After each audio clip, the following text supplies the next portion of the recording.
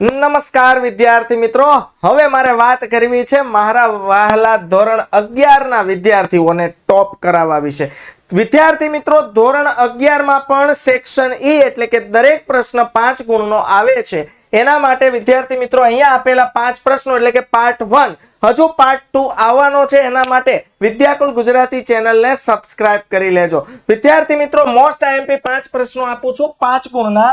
Number 1, ભાગીદારી પેઢીની મર્યાદા સમજાવો। નંબર 2, કંપનીનો અર્થ આપી તેની લાક્ષણિકતાઓ સમજાવો। નંબર 3, તફાવત લખો ખાનગી કંપની અને જાહેર કંપની। નંબર 4, શેરનો અર્થ આપી સામાન્ય એટલે કે ઓર્ડિનરી ઇક્વિટી શેરની લાક્ષણિકતાઓ સમજાવો। નંબર 5, ખાતાવાળી ડિપાર્ટમેન્ટલ સ્ટોર ખાતાવાળી દુકાનો કોને કહેવાય તેની લાક્ષણિકતાઓ સમજાવો। વિદ્યાર્થી મિત્રો, મળીએ પાર્ટ 2 માં બીજા 5 મોસ્ટ આઈએમપી 5 ગુણના પ્રશ્નો સાથે।